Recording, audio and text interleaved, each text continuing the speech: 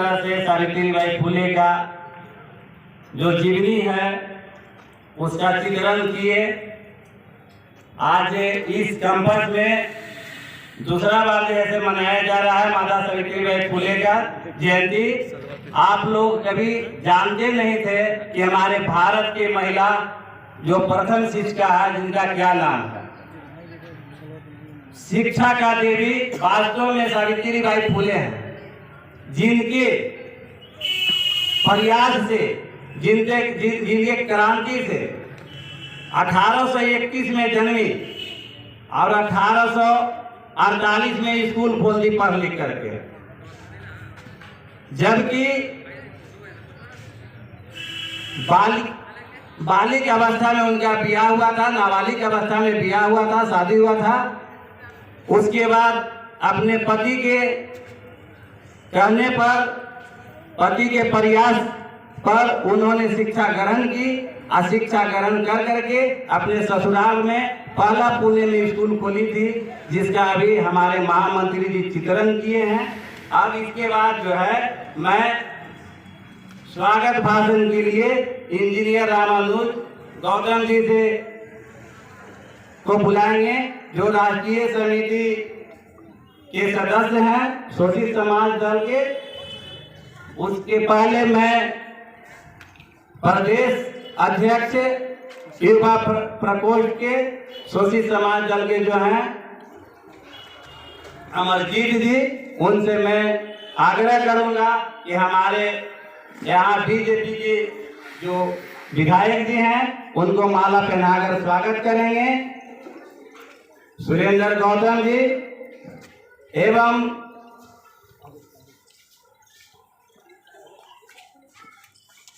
संजय श्याम जी से आग्रह करेंगे कि शॉल से उनको सम्मानित करेंगे।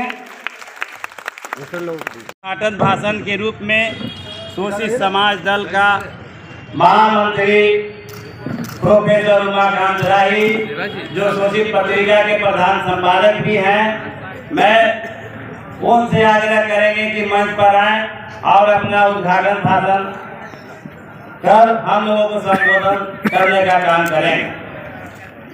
आ जाता है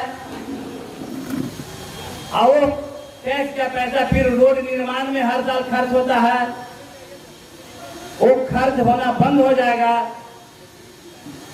अन्य कार्य में विकास का काम शुरू हो जाएगा। इसलिए अगर आप चाहते हैं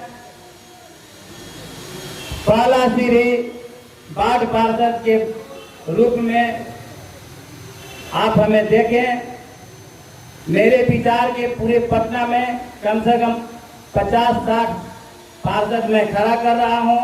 अगर 50-60 पार्षद का मैं प्रचार भी करूंगा, अपने यहाँ कम और उनके यहाँ ज्यादा।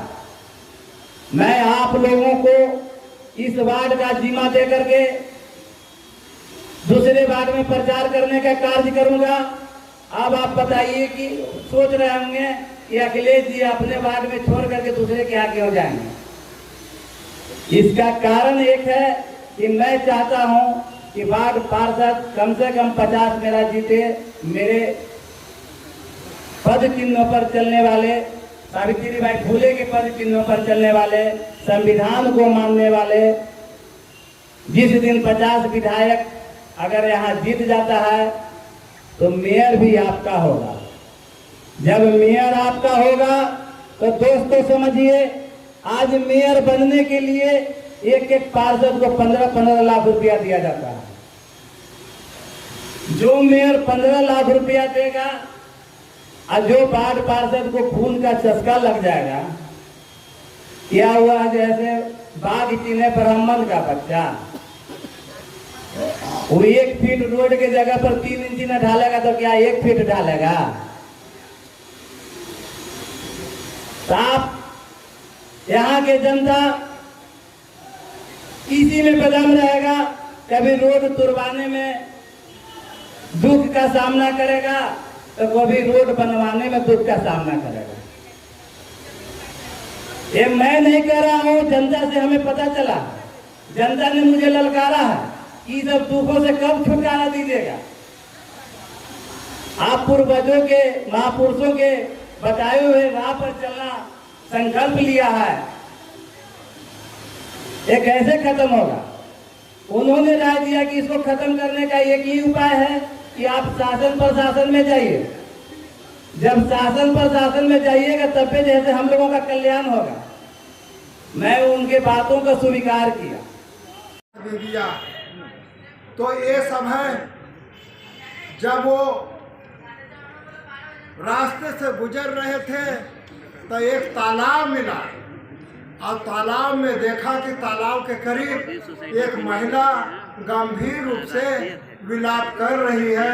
गया तो पूछा तो कहा ना कि मैं एक ब्राह्मण की बेटी हूँ, ब्राह्मण घर से आती हूँ, मैं विधवा हो गई, मैं पूजा के लिए एक मंदिर में गई थी, वहाँ के पुरोहितों ने मेरे साथ बलात्कार किया और मैं इस स्थिति में पहुँच गई कि आज मेरे पेट में बच्चे हैं, मुझे घर से धिक्कारा गया, घर से मारपीट किया गया, मैं वो घर से निकल आई और चाहती हूँ कि इस तालाब में मैं जान दे दूँ।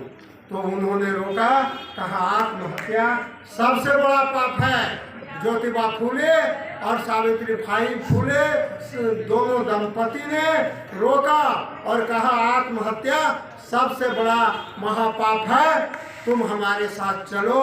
मैं जो एक ऐसा गृह का निर्माण किया हूँ जिसमें सभी वंचित बच्चे को, जो ऐसे बच्चे हैं जो समाज के से ठुकराए हुए बच्चे हैं, वो रहें और उनके लिए तो तुम चलो, मैं उसी घर में रहता हूँ, तुम भी रहो और स्वतंत्रता से रहो, अपने से अच्छी तरह से रहो। वहाँ जो बच्चा जन्म देगा वो हमारा बच्चा होगा, हम उसका पालन पोषण करेंगे और तुम किसी तरह से अपमान महसूस नहीं करोगी। तो वहाँ गया, उस बच्चे का नाम डॉक्टर जसवंत हुआ।